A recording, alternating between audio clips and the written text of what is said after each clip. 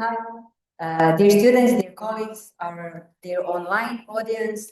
It is my great pleasure to welcome you to today's guest lecture, organized as part of the project 10th Anniversary of Japanese Studies, lecture series at Pula, with the generous support of the Japan Foundation. So this series marks a decade since the establishment of the Japanese Studies program at Juraj Dobrila University of Pula. And it is our aim to celebrate this milestone by bringing distinguished scholars from Japan and Europe to share their research and insights with us.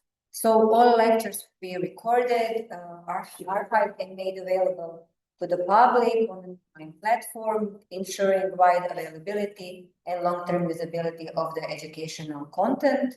So it is my great pleasure to introduce Professor Alexander Paul Jacoby, lecturer at Oxford Brookes University.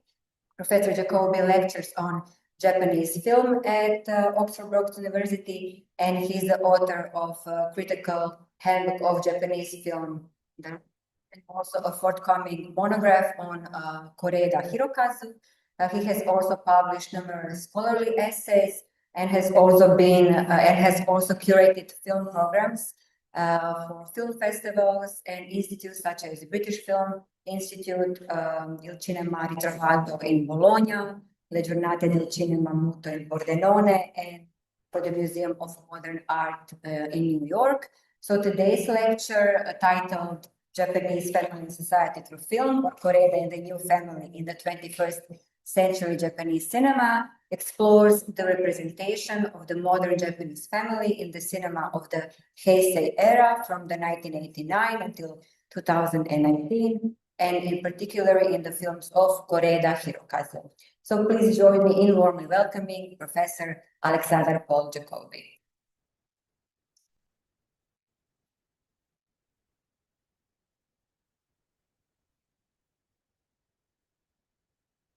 Okay, it looks like the PowerPoint is working, which is a good start. So good afternoon to everyone here. Good afternoon to the people following us online. And it's a very great pleasure to be here in Pula to speak to you today. I would like to make my apologies that I'm unable to address you in Croatian. I try not to take it for granted that I am a native speaker of the world language. So thank you for following me in English. And today I'm going to explore the theme of the family as represented in Heisei era Japanese cinema, and it's a topic which is central, I think, to the cinema of this period. But I think it's also fair to say that it's a topic which is central to Japanese cinema as a whole, and that I think is because it's something that Japan has not been able to take for granted. When Donald Ritchie wrote his book on Ozu in the 1970s, he wrote that Ozu has one subject, the Japanese family, one theme, its dissolution. And that, I think, was as much as to say that the Japanese family through the 20th century had experienced dramatic shifts in its composition.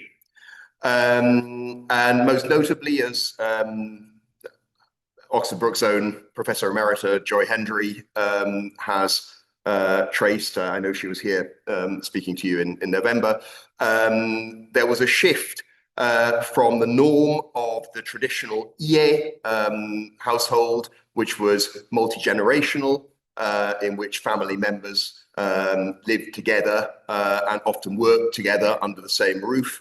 And there was a move towards a more Western style or Western influenced nuclear family that consisted of a smaller unit of a married husband and wife with a child or children. A child often because the Japanese fertility rate fell dramatically immediately after a war, married because divorce was very rare through the late Showa period. So there's that shift, which is, in part a function of Japan's partial westernization after the war. And anyone who's seen Ozu's film Tokyo Story will know it's the subject of cinema, the movement of the younger generation from the countryside or from small towns to the city, and the way in which large multi-generational families break up is the theme of that film. It's also a time in which the Japanese family is reshaped in various respects by dramatic events, by the Pacific War, by economic crisis. And I've got two examples there. I mean, in the left hand image, very classic Ozu composition from one of his earliest films. This is Tokyo Chorus, made in 1931. And you can see the family held harmoniously together in a single composition. And we'll see that kind of composition recurring in later Ozu films. We'll also see it recurring in the Heisei era films I'm going to go on to talk about. What is usually the case is that apparent harmony, that apparent unity is ironic. And in Tokyo Chorus, it is dealt a dramatic blow by the fact that the father of the family, who's a salaryman, something that was then relatively new profession, he's made redundant, and he has to take on a much more menial job, which he's embarrassed to discuss with his family. The children only find out about it when they spot him carrying a sandwich board advertising a restaurant through the streets of Tokyo from a tram. So there is an example of a film in which the family is under stress, under pressure from the challenging economic circumstances of the 1930s, what Tsutokichi Aono referred to at the time as the salaryman's panic time. On the right-hand side, you'll see an image from a film called The Yellow Crow, Heinosuke Gosho's 1957 film, which, as you see, is shot in very lovely color. And there, by contrast to the left-hand still, I suppose you can see visibly the tension in the image. Okay, it's a game between father and son, this arm wrestle, but it suggests a conflict between them. And the backdrop to that is that the father's actually been absent for a long time because he was taken prisoner during the Pacific War, and he's only just been repatriated from Siberia, which again has quite striking professional consequences for him. He's suddenly junior to people who entered the company after him, which as I'm sure people know is quite a challenging position to be in according to Japanese social norms. But it also means that he's reunited with a son that he doesn't in fact know, and they have to work, his wife and the boy, on rebuilding, reconstructing the family. Now, I chose these two films almost at random. I could have chosen a whole range of other films by these directors, by Shimizu, Shimazu, Naruse, which reflect in different ways on the Japanese family under stress, the Japanese family at a time of transition. It's a central subject for Japanese cinema right through the Showa period and beyond. So let me carry us into the 21st century, into the Heisei era, which lasted 3 decades, from 1989 to 2019. Well, again, it's a time of stress, and I suppose that's after a period of calm. The late Showa period is a period of more or less consistent economic growth, of peace, of stability, of harmony. The Heisei era is marked by an abrupt lack of confidence in various respects, in both political, economic, and private domains. So I put some images from the period on the board. There is the now abdicated but still living Heisei emperor. But this is a period which is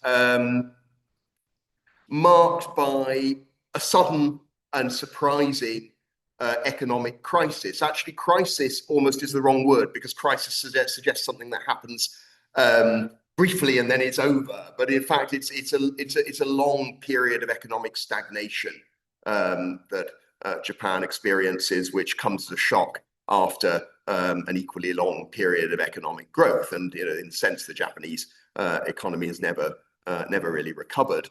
It's marked by phenomena such as you see on the bottom left, the presence of homeless people, living in makeshift accommodation in the streets. So poverty sees a kind of uptick, and so does inequality. Japan, having been actually during the late Showa era one of the most egalitarian of capitalist nations, begins to be less so.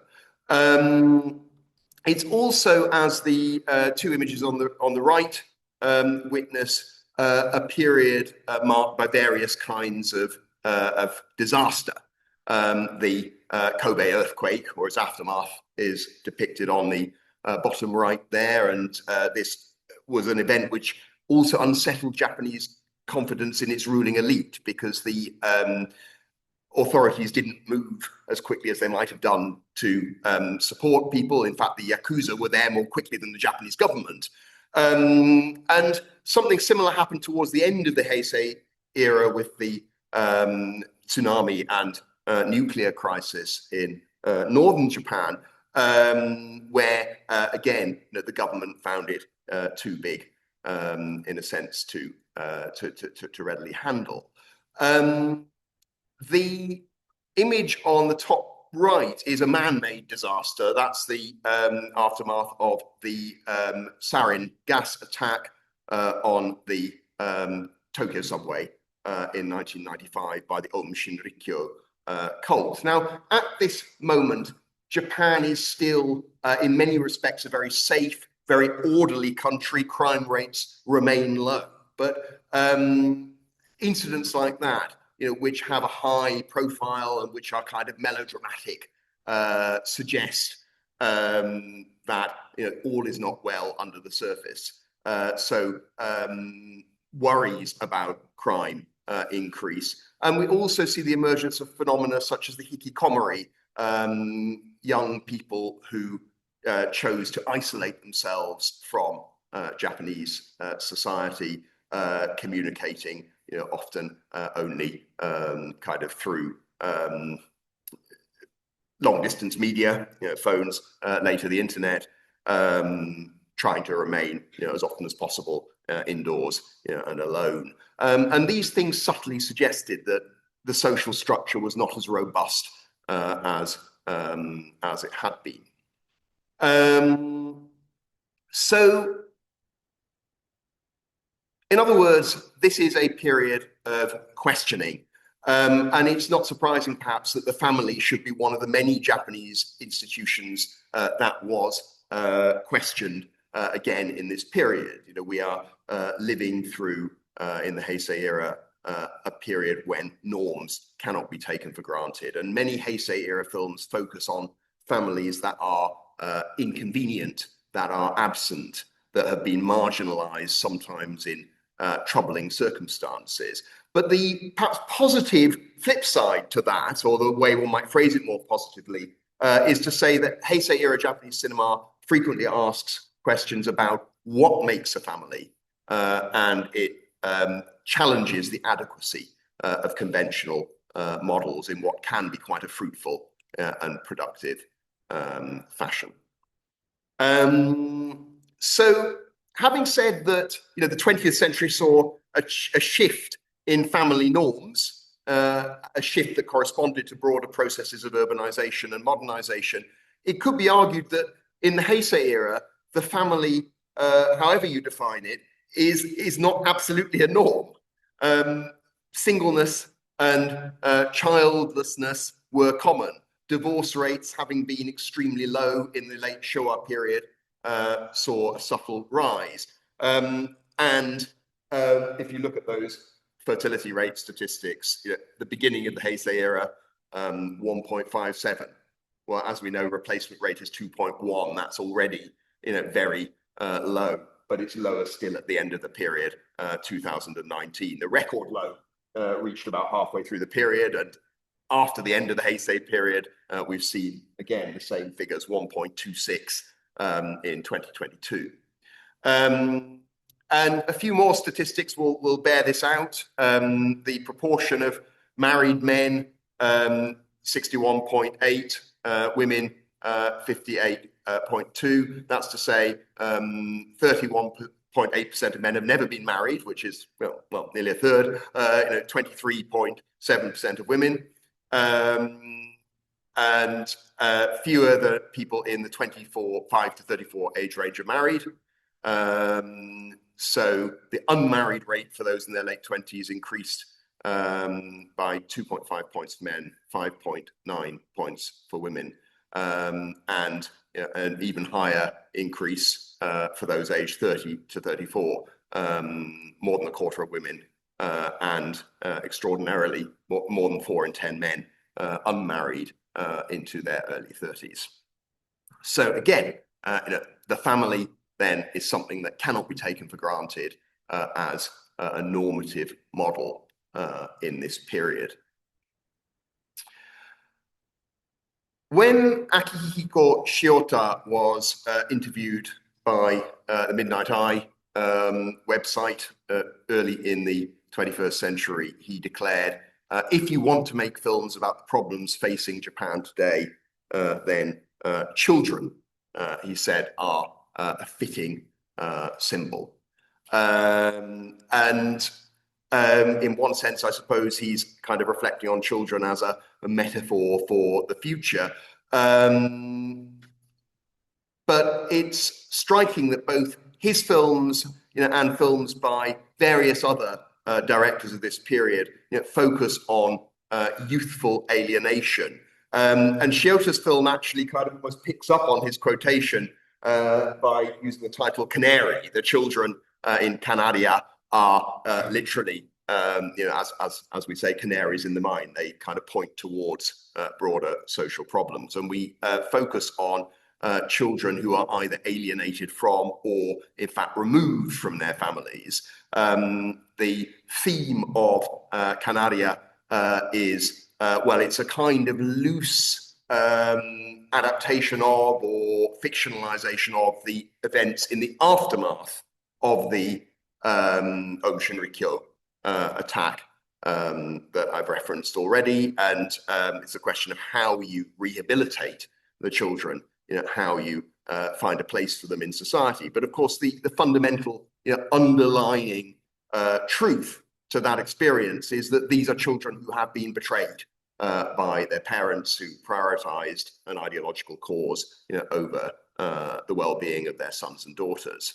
In other films, such as All About Lily Shushu, which you saw on the left there, a director like Shunji Iwai explores in a more understated, more low-key fashion the alienation of the young, and reflects quite early in the internet age, actually, it's at the very beginning of the century, reflects on a group of teenagers who are unable to communicate with each other in a meaningful sense, except through the metaphor of their affection for the Chinese pop star referenced in the title.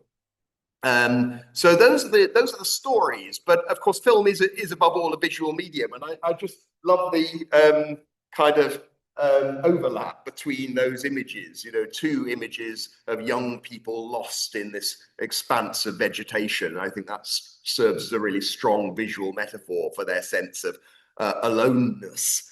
And in All About Lily Shushu, one of the boys goes to stay overnight at his friend's house, and the mother, noticing that his name is Ichiro, which in Japanese signifies that he's the oldest child, and she says, "Oh, you're the chonan, you're the oldest son.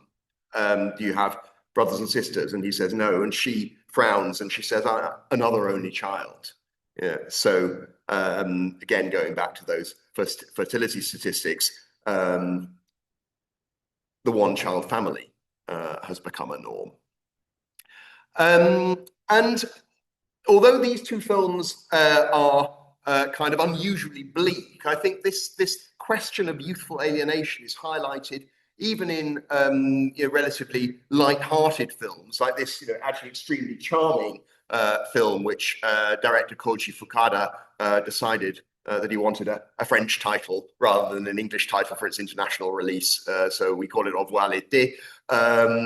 But the Japanese title, which is of course not literal, or the translation is not literal, I should say, but Hottori no Sakuko is literally Sakuko in the margins, and it focuses on teenagers alienated from their families. It also brings in another of the disasters that I mentioned, the nuclear crisis and the tsunami, because one of the young men that she bonds with during this summer is a kind of refugee. He's left his home in Fukushima because it's become uninhabitable as a result of the tsunami and nuclear crisis. So all that is to say, in other words, that the family is a central theme in Heisei-era Japanese cinema. It's one that numerous directors have explored, and in doing that, they're maintaining a tradition that goes back in various respects to really the very early years of Japanese cinema. But I'm now going to home in, and I will introduce, well, as I call them, the heroes of our story, Hirokazu Koreeda and Ryosuke Hashiguchi, who both have made in different ways their theme the dissolution of the Japanese family, to borrow that Donald Ritchie phrase, but also its reconstruction. And in that process, they hint at new possibilities, new options for family formation. As we'll notice there, Koreeda is holding one of the most prestigious prizes in the world of cinema, the Palme d'Or, which he won at the Cannes Film Festival for his film Shoplifters, Manbiki Kazoku. Hashiguchi is perhaps slightly less universally esteemed, but I think very, very distinguished filmmaker. Nevertheless, I think it's fair to say that Koreeda is the preeminent live action director in Japan during the last 25, even now really 30 years, and he's a master of the modern family film. That's not his only topic. He has, well, he started out in documentary, and he made some quite kind of politically acute documentaries. He has directed fantasy. He's directed a kind of puzzle film, almost comparable to, well, I don't know, something like Memento. It's very, you have to kind of gradually piece together what actually happened. He's made a jidageki, a samurai film, Hanayori Monaho, courtroom drama in The Third Murder.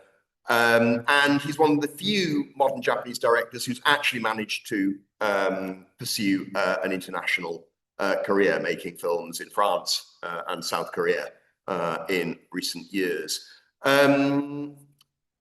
Despite that diversity, almost all these films, in one sense or other, touch on the family as a concept, even if it's not the central subject. So in The Third Murder, both the lawyer and the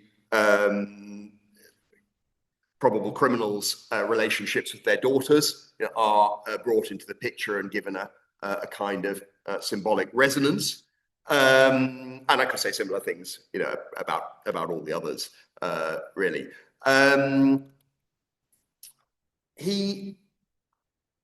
His career has seen a kind of stylistic evolution. If you look at those images from his debut film, Maboroshi no Hikari, you'll see, I think it has a very much an art movie aesthetic. It has much in common with the kind of films being produced in Taiwan at that time by Hu Shaoshan and Edward Yang, who in particular was a great influence on Koreeda, and that kind of extreme long shot is very typical of that style. And that kind of art movie aesthetic has given way to a sort of more conventional mise en scène, realist mise en scène. But right at the beginning of his career, he's already thinking about the family. And the premise of this film is the unexplained death, possibly a suicide, of the heroine's husband. And she then eventually remarries, and the remarriage means that she moves to the Noto Peninsula up in northwestern Japan.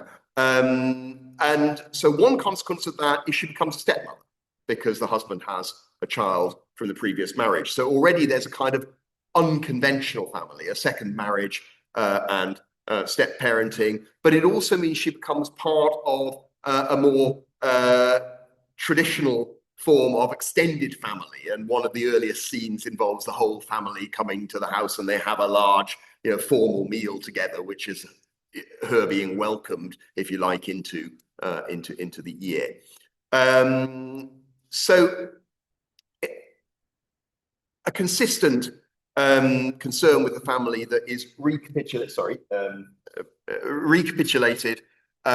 in a whole sequence of films. Daremo Shinai, Nobody Knows, Still Walking, and After the Storm, which form a kind of pair, Like Father, Like Son, Our Little Sister, Shoplifters. These are all films where the family is the central theme. And you can even see that, of course, in some of the titles, especially actually well, I was about to say especially in English, but yeah, that's not quite true. Some of them foreground the family in Japanese, some of them foreground it in English, some in both.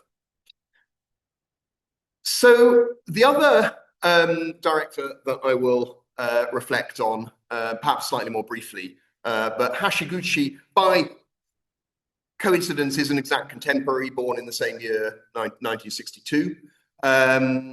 He occupies, I suppose, in terms of Japanese society, a more marginalized position in Koreeda because he's gay, and this caused problems in his own family when he was a teenager.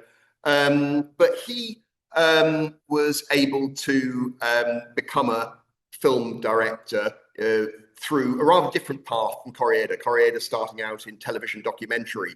Hashiguchi was making amateur short films, and one of these won a prize at the Pierre Film Festival. And in those days, Pierre is a listings magazine in Tokyo, but their film festival, the prize was you got a small budget to make a feature-length film. And he was able to make his first film, A Touch of Fever, which, like his second, dealt with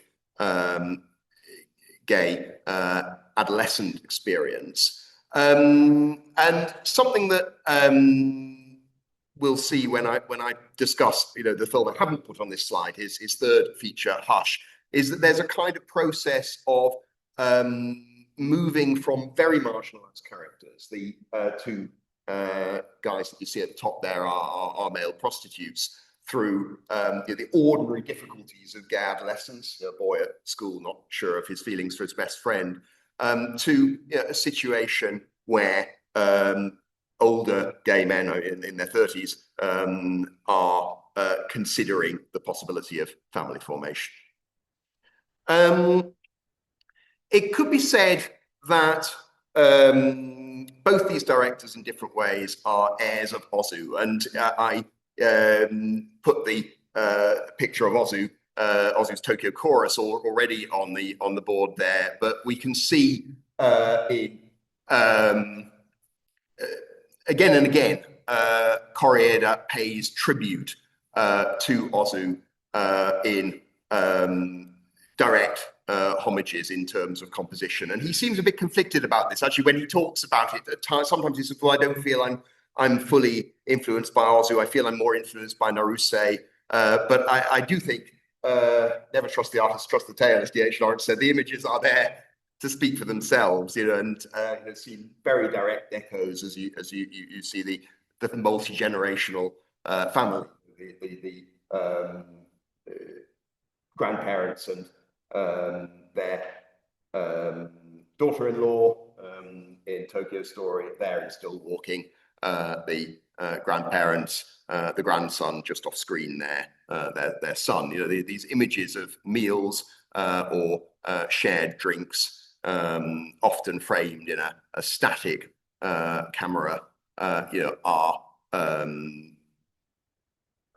a motif that runs right through Ozu's cinema, and which Koreeda frequently borrows, recapitulates. And again, I think it can be said, you get images of harmony and unity where the dramatic context undercuts and ironizes them. These are families that look like they can be taken for granted, but actually they can't. And there's Hashiguchi doing the same thing in Hush. Again, the family around a low table,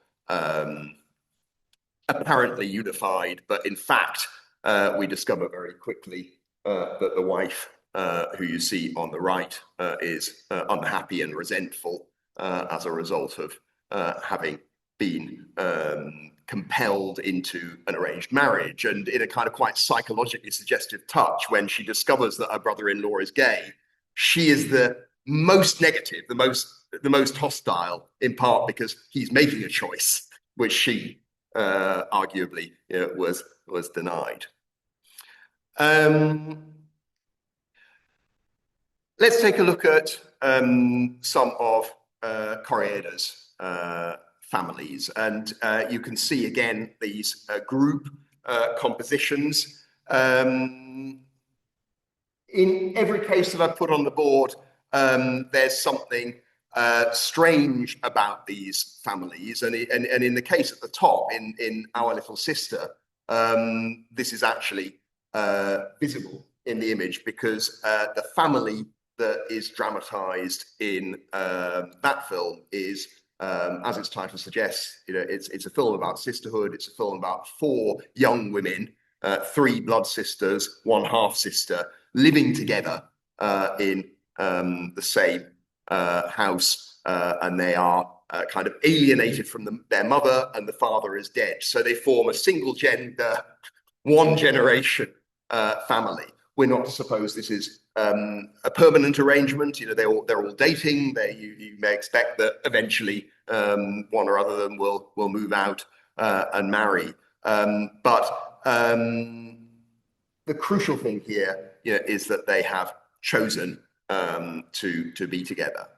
In the bottom left composition from After the Storm, we see a family that has chosen not to be together. The parents are divorced, and the storm, the typhoon of the title, brings them together again temporarily in the grandmother's house, where, although the parents don't reconcile, and part of the psychological movement of this film is the protagonist, the male protagonist's realization that he's not going to get back together with his ex-wife, they do nevertheless resolve their differences and agree to support the child in their different ways.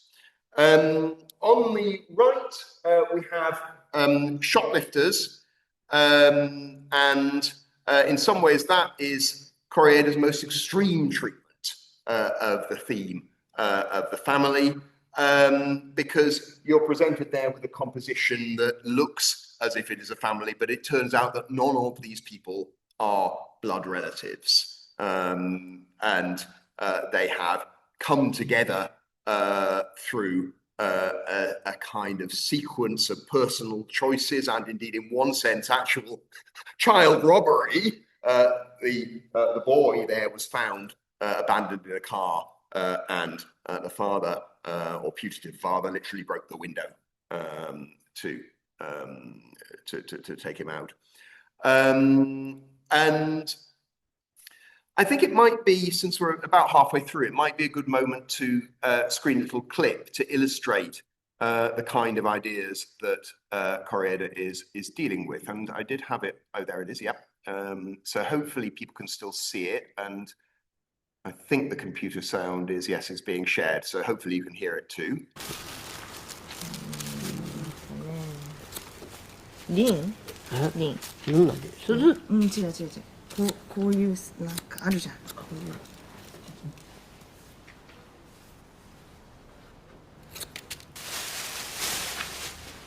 おお無事件なんだおかわいいこれならバレねえなこれめっちゃかわいいじゃん鏡見る鏡いいのおいよ絶品だよいい感じ短いねどうかわいいかわいいかわいいよ茶色いねほらいいなお金かかんなくてねえ姉ちゃんもさもう一個名前あるよ何 Sorry, there's no image online. I'm sorry to online people. さやか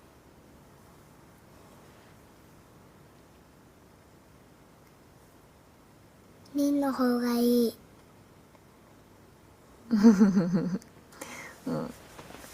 リンの方がいいよリンですどうもリンですこうやって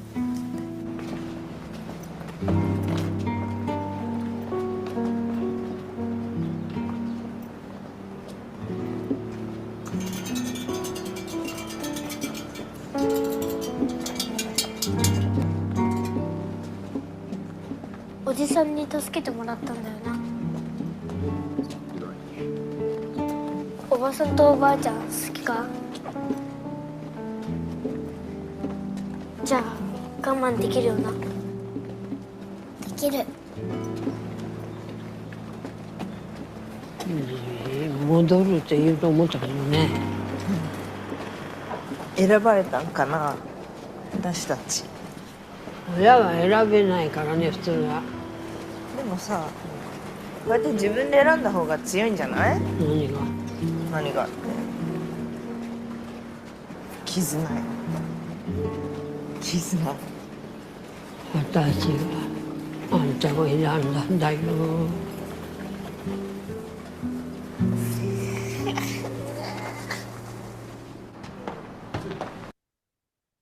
Okay, so I'm sorry to the online. Sorry to the online people who possibly for Amazon copyright reasons couldn't see that. But what we saw there was the incorporation of the newest member of the family. Again, a child who has been taken away from her actual parents because the protagonists, the adult protagonists of the film, suspect that she's being abused. And the reason that the mother was cutting her hair there was to make her look different. So she's not recognized as the original child. And she's also coached to call herself by a new name. So, what in a sense is a very ordinary interaction between a parent and child. The mother cutting the daughter's hair, is here given this really kind of charged and transformed impact. And then in the following scene, the conversation explicitly highlights the question of whether it would be a better thing if family was not something into which you were born, but something that you chose. Now, Koreeda is very conscious of his focus on the family. He actually uses family metaphors when he talks about his own films. There he is saying, my films are like my children. And he says, it's very difficult to say I prefer one child over the other. I would say Still Walking, he says, is the most like me. And then rather self-effacingly, which could be both a good and a bad thing. As for Shoplifters, he says, it was born easily, a small baby at first. It grew up far beyond the parents' expectations. And he also uses family metaphors when he talks about the process of filmmaking. He talks about, shortly after the deaths of his own parents, he talks about having the desire to form a unit with somebody close, and he invokes also, a father figure of mine, a producer who passed away, and then I needed to form a new unit close to me. We all go through that process, he says, whether there are blood ties or not. The family unit is only a vessel, a container of what we experience. Life is more about our own humanity. So interesting statement there on his part. And it's true in a way that he has almost created a cinematic family by working with the same cinematographers, the same composers, and many of the same actors, sometimes over and over again, like Kiki Kirin, the elderly lady who you saw in that last clip, sometimes only in 2 or 3 films. But it's as if he's gathering a chosen family to work with him. It's interesting that the different titles of the film in different languages have kind of responded to its themes in various ways. We just called it Shoplifters in English. So the crime theme was to the fore. In Japanese, of course, it's Manbiki Kazoku. So the shoplifting and the family are both in the title. And the Romance language translations kind of all followed suit in putting the family to the fore, in un affare di famiglia, assunto de famiglia, un affaire de famille.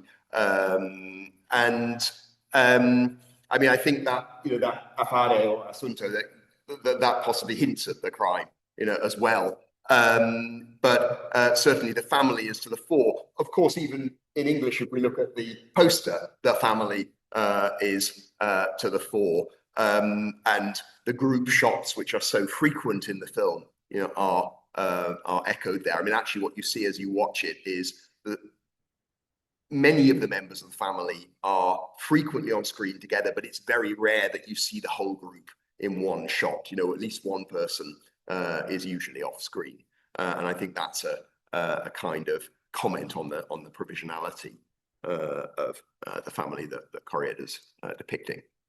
Hashiguchi, well, he is quite modest in his statement. I wasn't aiming to criticize anything or to present the 3 characters' unusual relationship as a new kind of family, he says. I didn't want to criticize the strongly held belief among the Japanese that blood ties are the best foundation for the family. So, he kind of rather disclaims the concern, which again, however, the posters highlight, in Spanish, una pareja de tres, a 3-person couple. In French, la nouvelle famille is to the fore, and it's kind of highlighted again in the poster. One of the 2 gay male protagonists holding a doll, which stands in for the child that he would like to father. And in the image in the DVD copy on the right, this kind of comic image of them comparing their stomachs with the kind of suggestion or hint of the possibility of pregnancy. So both directors, in other words, are interested in reflecting on alternative models of the family and on different ways of bringing the family together. And in a sense, Koreeda's career in particular charts a movement from films in which the absence of the conventional family is a tragic one, towards films in which it seems to be an opportunity and an option. If we go back 20 years to Darimoshin and I, Nobody Knows, which I think is still one of Koreeda's finest films, but in the premise here is that the mother has abandoned her 4 children in the flat into which they've moved. She's gone off to be with a new lover in Osaka. Occasionally she sends them money, but gradually she seems to forget. And the children's situation becomes quite desperate. The oldest boy, who's only 12, is obliged to serve as a kind of surrogate father figure. But, well, because of his youth, he's not adequate to do this. And eventually, sorry, spoiler warning here, but eventually the youngest child dies in a household accident. And what is kind of remarkable is that you then see her, in a sense, replaced, because through the crisis of the film, an older girl called Saki, who kind of identifies with them because she's a bit marginalized, she's been bullied at school, she joins the family group, and it appears she has a bit of a crush on young Akira. So it's as if she becomes a kind of surrogate mother, but she also becomes one of the children. And right at the end of the film, there we have again the reconstructed 4-child family, but it's a new sister, or perhaps a new mother figure has replaced the old one. So even in this film, we see the kind of sense of the family being something provisional, but it's given a kind of tragic inflection there. By Still Walking, Koreeda is beginning to offer a more positive vision of the alternative family.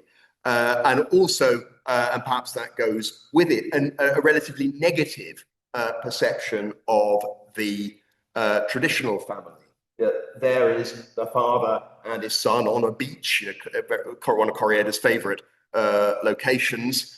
And here, very much charged because the older son, the young man's older brother, died in the sea, drowned, saving a boy who, well, it turns out hasn't made very much of his life. So the kind of situation is ironized.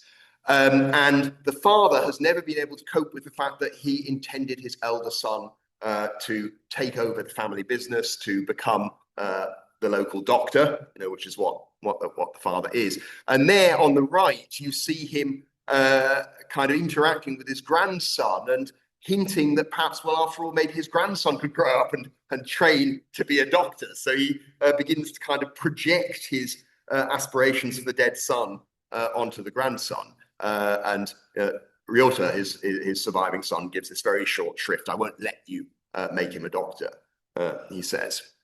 But what's also interesting about this family is that I've said grandson. He's really a kind of step-grandson, because Ryota's wife had a child from a previous marriage. The father of the boy is also now dead. And so this family is not conventional, and the Ryota's parents in some ways can't really accept that they have a grandson who's not their blood descendant. On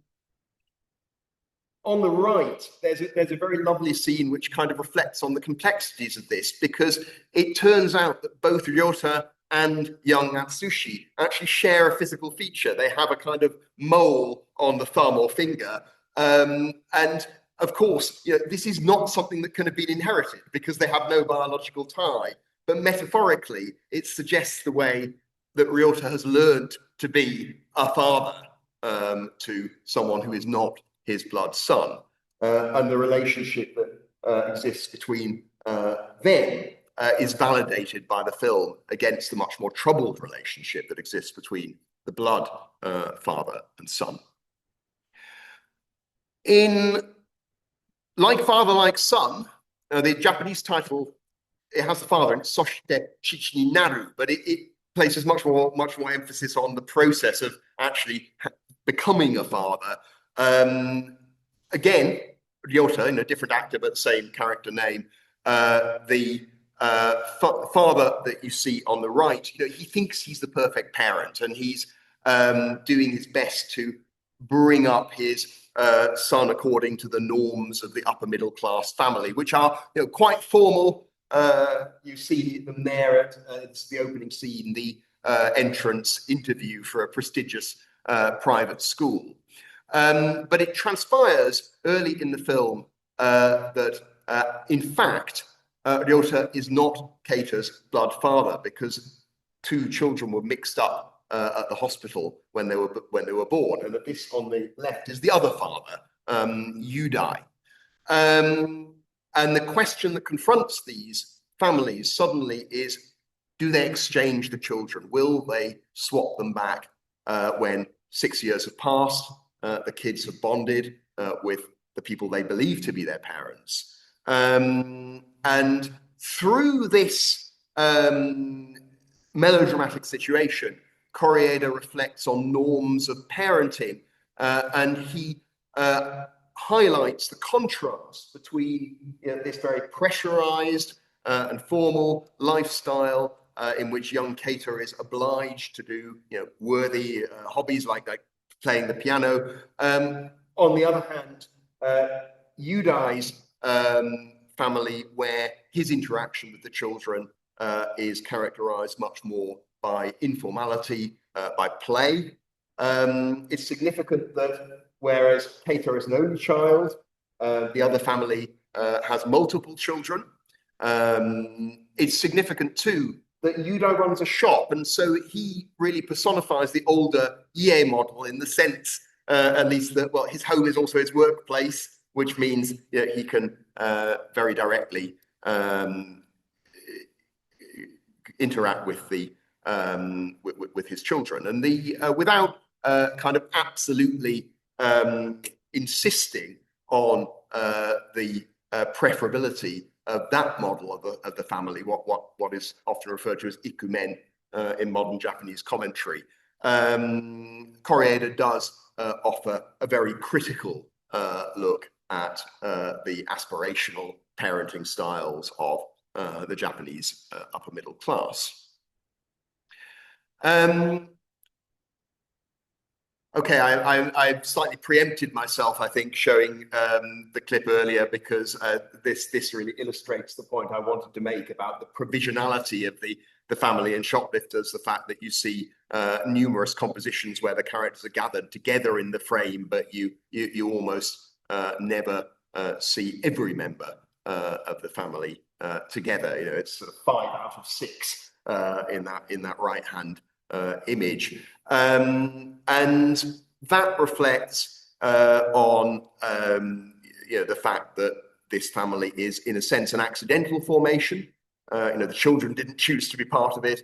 In a sense, a chosen formation. The adults did. The grandmother has invited them to share her home, as she says. It's her insurance against lonely death. Kodoku shi. She doesn't want to die alone. And in her last scene, which is also actually Kiki Kirin's last scene in any Koreeda film, she died very, very soon afterwards. They go to the beach together, and again, this is the image from visible on some of the posters. And you see again most of the family, but not all. The 5 younger family members, or group members, if we want to call them that, united on the beach. It's a moment of great happiness as they play together. It's a moment of intimacy as Osamu discusses with Shota the process of puberty, which he's just beginning to experience. So it very much a kind of father's role.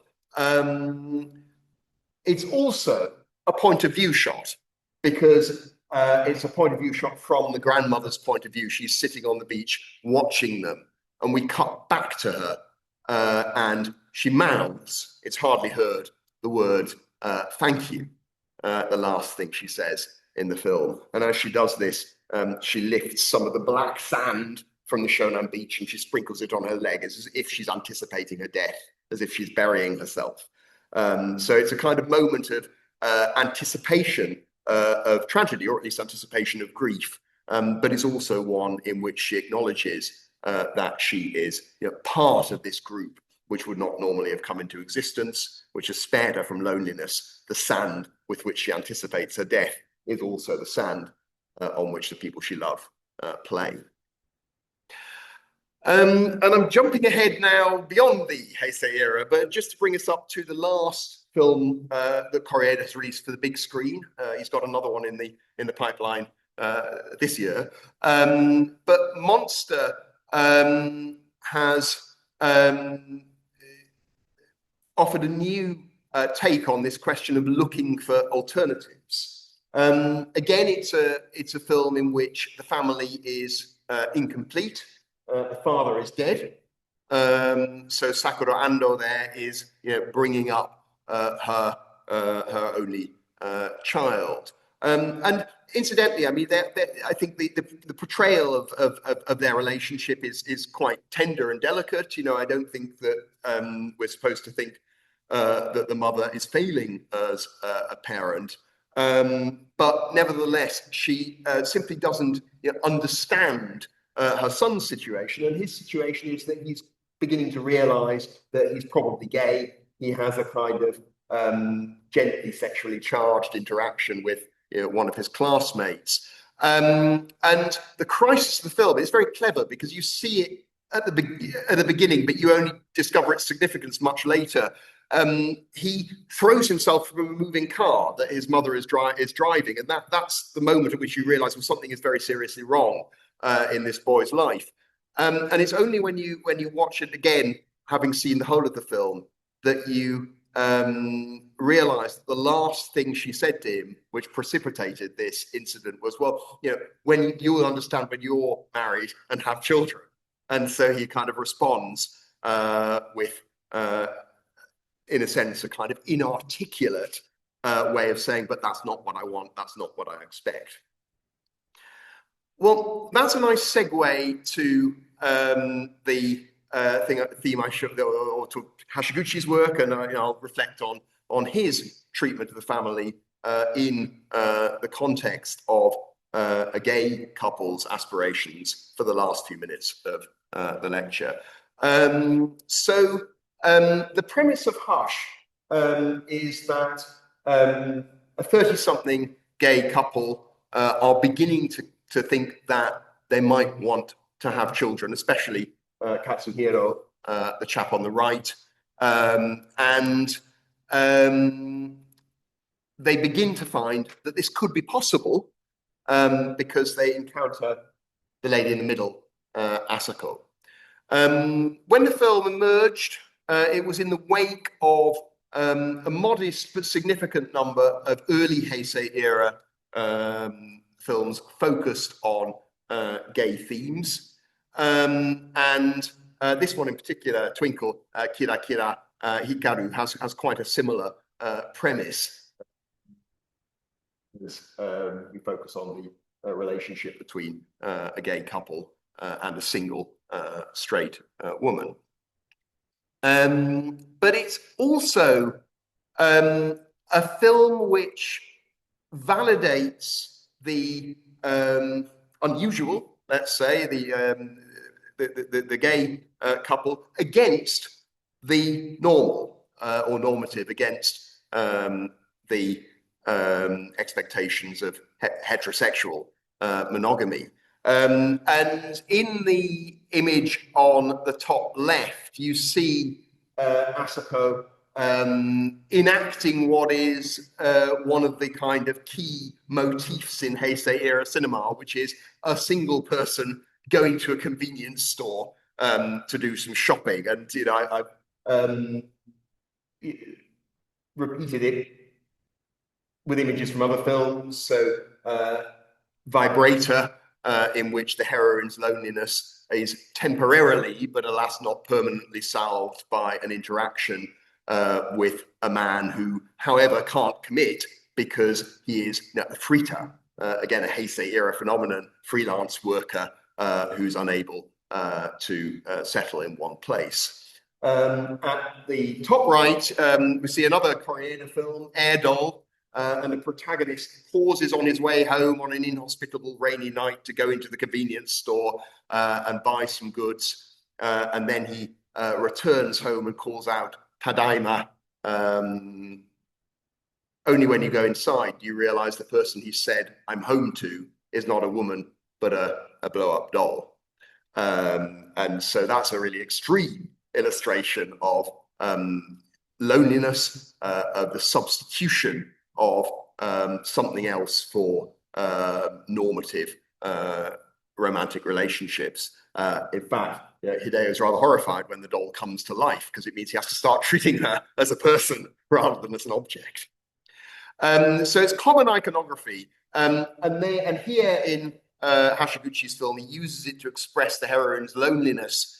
And shortly afterwards, in a rather nasty but kind of funny scene, she accidentally on purpose trips up this child who runs past. So there's a kind of really rather insistent presentation of a loneliness which has taken quite a kind of selfish and destructive form, and which she takes out precisely on a child.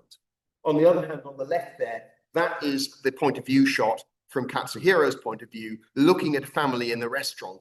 And I think you can see, I mean, it's clearer if you watch the clip, which I don't have time to show, but you can see where the mother's actually kind of making quite an effort to look after the children. We don't see an idealized presentation of the family. You know, we're shown in this scene, well, it could be hard work. And it's the fact that Katsuhiro sees that and says, well, you know, I actually want children. That suggests he's serious about being a father.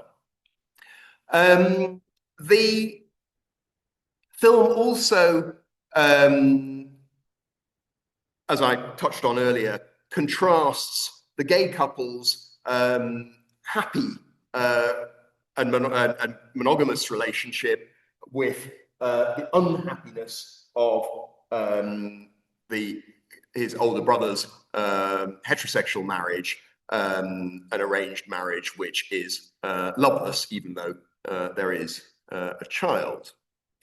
And so in various respects, the film creates a situation in which the wish of the gay protagonists to have children is presented as, in a sense, more desirable than the more normative options open to and presented through the other characters.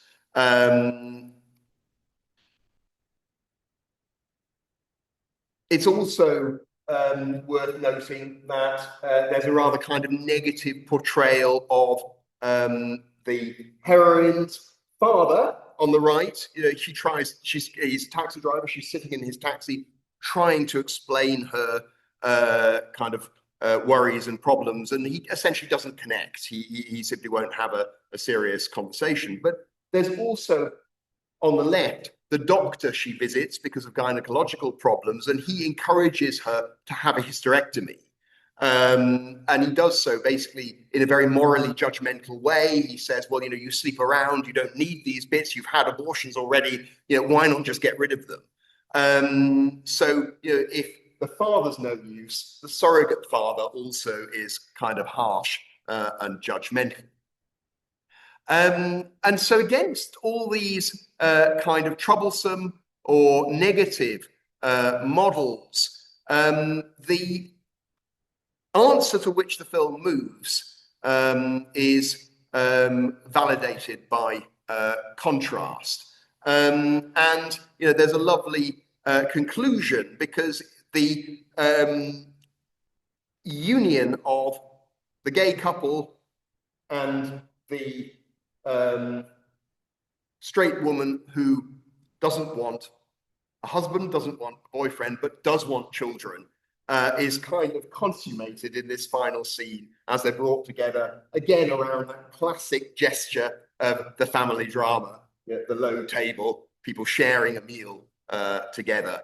But here it's given a little extra twist, because as they are about to begin to eat their sukiyaki, Asuko has just handed to both men a syringe which will contain, she implies, their sperm donation. This is the first that Naoya has heard of it. He hadn't, he was prepared to be a father, but he hadn't expected to be a biological father. And I love the complexity in that image, the way that the slim, straight syringes that they hold up kind of riff off the chopsticks, which had the same shape. And in doing so, this image of domestic harmony, the image of sharing a meal, is also the promise of the formation of a new kind of family. So I think that's probably about all I have time for, and I think hopefully those thoughts have stimulated some questions. So may I say again, it's been a great pleasure to be here to celebrate your 10th anniversary as a department, and now over to you. Very much.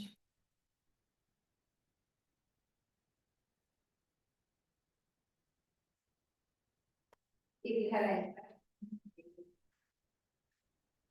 Also, if anyone on the Zoom has a question, of course, please do throw it into the chat window or put a hand up. Oh, I know that was an applause. Okay. Already comment. I do have to comment. First of all, thank you very much for this presentation. I think it was really good.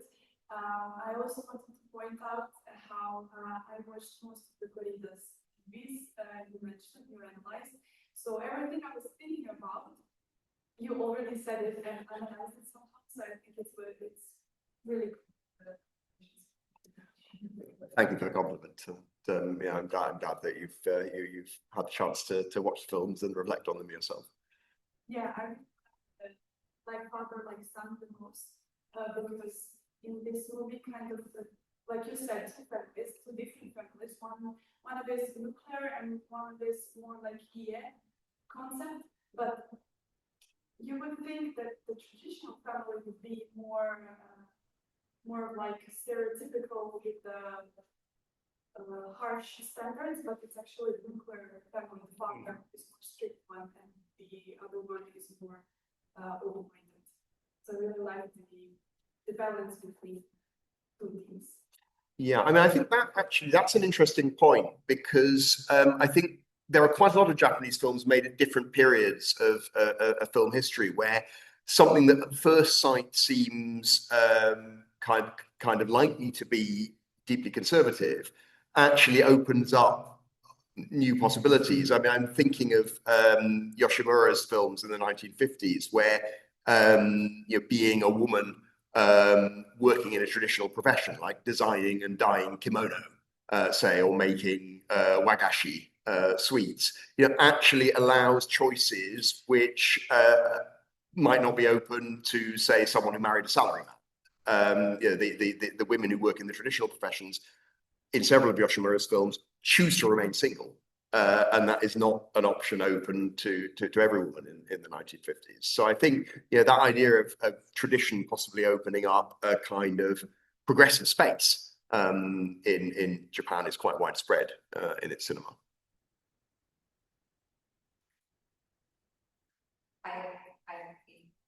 Thank you for the great lecture. Is Koreda also a screenwriter? Does he write all of his screenplays? Almost always. Maboroshi was by someone else, and Monster was by someone else, and in between that, he's always been at work on his own scripts, which is common in Japan. I mean, again, going back to the 1930s, there were many directors who either scripted or co-scripted, like Ozu with Noda, Mizuguchi with Yoda. So I think, I mean, I am a kind of old-fashioned auteurist at heart, but I think auteurism has a particular validity in terms of the actual conditions of production in Japanese cinema. Okay, so the film published, if I recall correctly, the story is that basically this spontaneously disintegrates after the father's suicide, which is never quite explained. Yep. And it's just revealed that something drew him away from. Yeah, that's what they say. Yes. Yeah. That's precisely what it is. So, do you have an interpretation? It's a peculiar story, like in relation to social climate. You see, I mean, I think there is something about kind of urban alienation in that film, and the husband's death is associated with the city, with the railway, and in order to recuperate, the heroine has to go to the remote countryside. I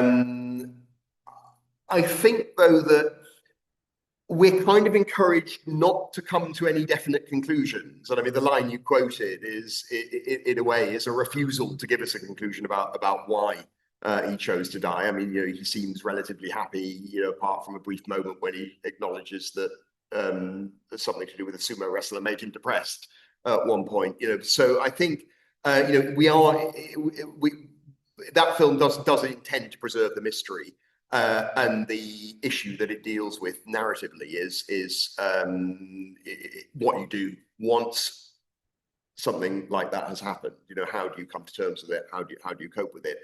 I think that is of a piece with the fact that Koreeda at that time is working in the shadow of the Taiwanese New Wave, you know, who often are given to the same kind of opaque forms of narration, who often withhold information, refuse to clarify things. And that's true, really, of Koreeda's first three films. I mean, Afterlife, a bit less, but Distance, again, is a film where you really are left uncertain about precisely what happened and who everyone is. And I mean, I found it the most difficult of Koreeda's films to write about, precisely because you have to watch it over and over again to kind of draw out little clues as to who was who. And it was only really a few days before I sent off that chapter for peer review that I was satisfied myself that I'd understood the film. After that, I think he becomes much more of a kind of conventional narrative filmmaker, you know, and the films become, although no less complex, less ambiguous. And in Monster in particular, the course of the film is to resolve ambiguities one by one. I think there was one more hand up in the room, and I also have one in the Zoom. Yep. I wanted to ask, actually, here we saw so many changes and differences in understanding the family within the films. How is it in real life, except the change from big families to smaller families? Can you notice some changes in Japanese society in terms of these changes that we see within movies? I mean, I think, you know, Japan obviously does remain relatively socially conservative. I mean, it is becoming more acceptable gradually to have children out of wedlock. And as I said earlier, divorce is becoming more common. So there has been a kind of gentle shift. But I don't think that Koreeda or Hashiguchi are kind of trying to bear witness to a shift that they perceive as happening, so much as to hint at possibilities, hint at alternatives as to how one might choose to lead one's life. And in particular,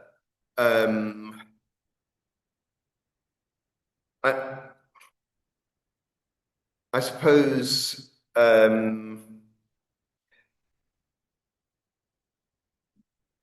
the focus of many of the films is on the inadequacy, as they see it, of the normative arrangement. And in a way, those low fertility rates tell that story, because countries have low fertility rates because the costs of family formation are, for one reason or another, too high. And I mean, I think in Europe, say, Italy is very socially conservative and again has a very low birth rate, even though you might think family would be a kind of normative thing. But because more often than not, becoming a mother would involve giving up your job. No, and I mean that's the case. It has been the case in Japan. There's a larger sacrifice to be made. So I think Koreeda and Hashiguchi are thinking, well, this situation is not satisfactory. What alternative possibilities could we envisage? Fanny online has a hand up. Hello, can you hear me? I can. Hi, perfect. First off, thank you very much for your conference. It's really, really riveting. Thank you for coming. I had a question, maybe it's a bit redundant with the previous one, but it's my personal opinion, but like there's been a lot of movie during the Heisei era about family, a very gritty vision of family. I'm thinking of Takeshi Kitano's movies or Tokyo Sonata that comes to mind. Mm-hmm. But recently, I feel there's been a shift in the representation of family, except for Koreeda movies. Now there's less and less movies about families that I've seen, more like about new love kind of thing. Do you think there's been a shift in the representation of families recently in movies? I'm not sure I can answer that question to my satisfaction because I would be thinking of isolated examples and then trying to work out if they convey a trend.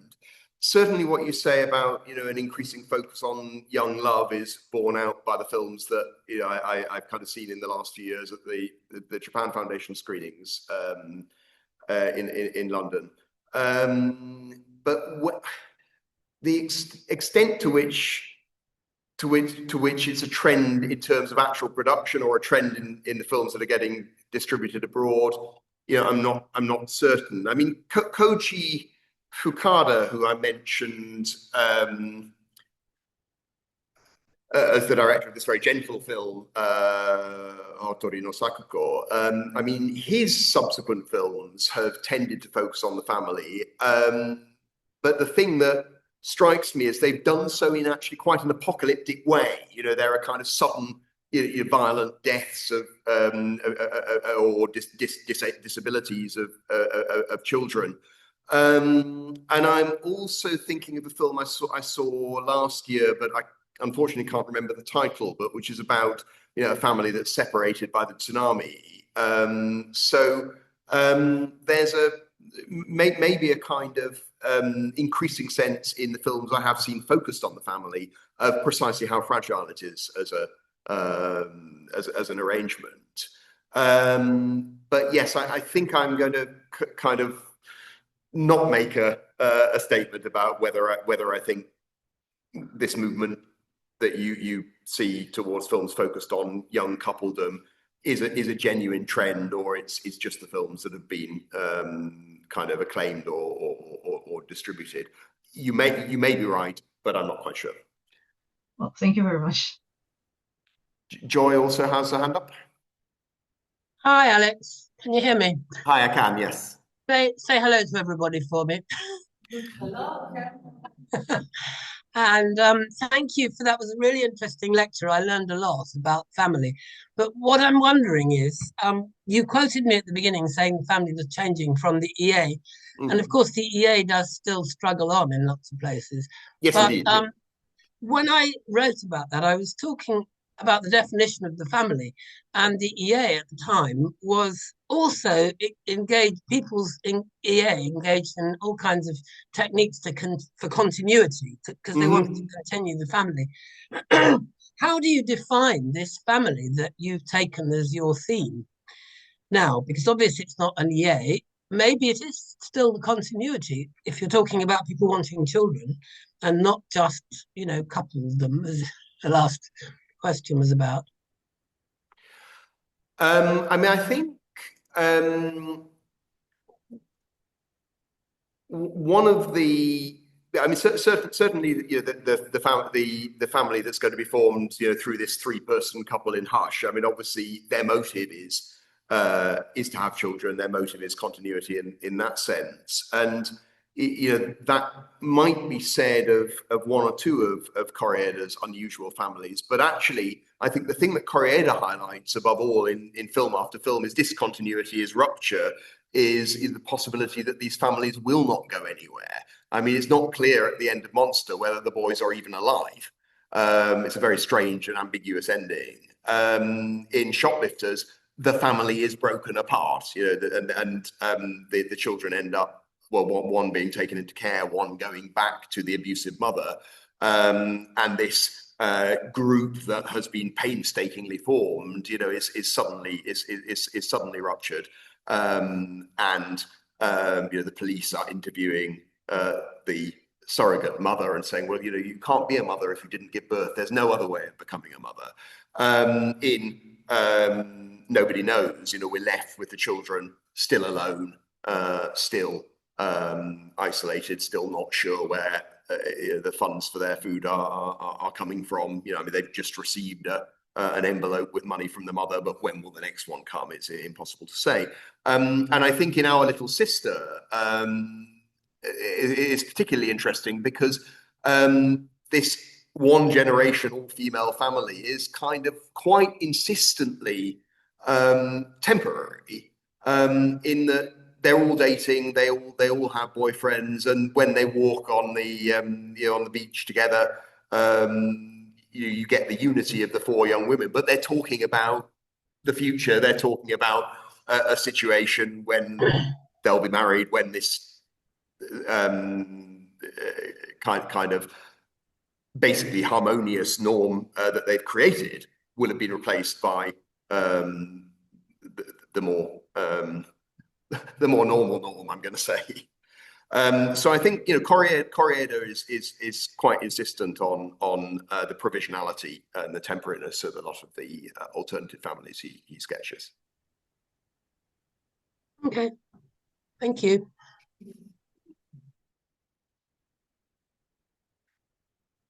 Any other questions in the room? Yeah. Have you observed if there's any difference in the changes that you described in Japan to similar changes globally? Is that more or less the same trend, or is there something specific in Japan to the rest of the world? In terms of the actual changes, or in terms of the changes as referenced in cinema? In fact, okay. I mean, I think in most other developed countries, a kind of movement away from quite defined and specific models of family had happened a couple of decades earlier. I mean, I'm not sure how it was in the former communist bloc, but in Western Europe, I think a lot of the things that have happened to Japan and the Japanese family in the Heisei period had happened in the West in the 60s, 70s, 80s. I mean, I suppose the interesting question is, when do the films, or to what extent do the films bear witness to it? And I think in the American cinema and in the French cinema, I don't think that the family is so insistent to quite the same extent. I think it is there in the Italian cinema, and I think the Italian cinema is the other great national cinema that has a kind of lasting realist trend stretching over some decades, and I think and also, of course, a country which was relatively socially conservative and had quite defined and fixed models of what a family should be to a relatively late date. And if you think about the films that Pietro Germi was making in the 50s and 60s, a lot of them are about questioning the normative model of the family, are proposing alternatives either in kind of serious or comedic ways. I would suggest, I think, that those films tend not to find the alternative very satisfactory, and often the more traditional norm is restored by default in the Italian cinema.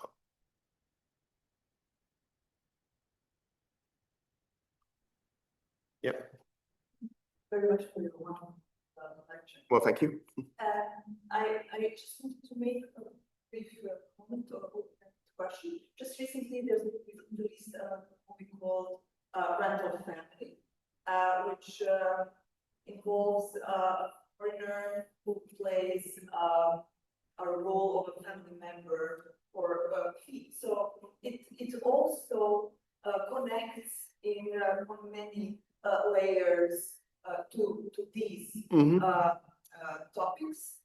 The director is Hikari, and yeah, so I just wanted to say that the topic is layered in many ways. Yes, and it opens many questions, and this latest movie is also probably continuing to discuss this topic. So if you have any thoughts, well.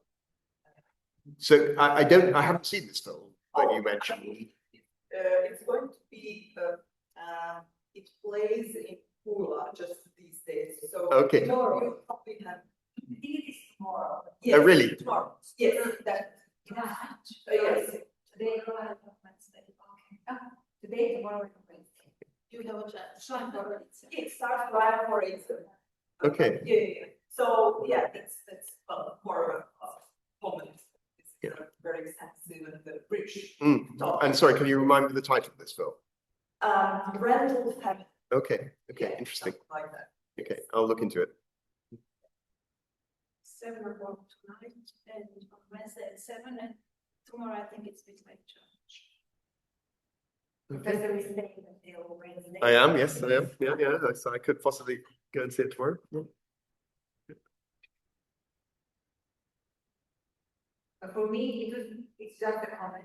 It's interesting, like the questions and concept, what is a family, but also what is a mother, what is a father. And we saw it, for example, in Mom Vicky Kazakov, that she didn't give birth to the child, she's not a mother, but also in Daria Moshinova, she abandons her children. Yep. Is a mother who abandons her children. Still a mother. Yeah. So it's really layered, goes through all.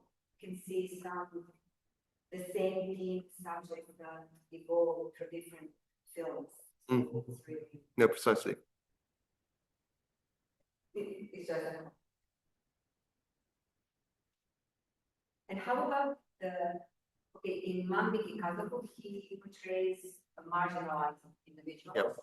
Like, is now can a trend be seen in Japanese cinema that looking this portrayal of marginalized individuals as their critique of the society? Well, certainly, I think, I mean, a focus on the marginalized usually does involve a critique of society. I'm not sure if it has become more common than it was early in the Heisei era. I mean, there are a lot of films from the 1990s that had a comparable focus. I mean, it is interesting that a lot of Koreeda's films focus on your characters in kind of quite secure middle class environments, and then with Manbiki Kazoku, it's people in a much more precarious environment. And of course, he did get in trouble with the Japanese government, for making this very successful film. This was when the late Shinzo Abe was still prime minister, and he kind of pointedly refused to congratulate Koreeda on his winning the Palme d'Or, because he thought the film kind of offered a shameful portrait of Japanese society, and he didn't think that was how Japan should be represented abroad. And then Koreeda, in turn, turned down an invitation to celebrate with the Mombusho because he just thought he didn't want to be too close to the government at that point. Interesting reception. We have time for one more question, if there is one.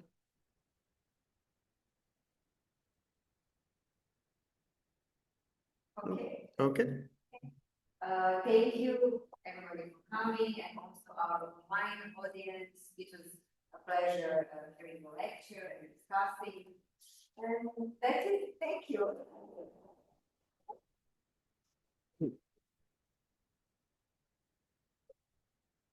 Thank you all for coming. Thank you online people also. It's been a pleasure to be here.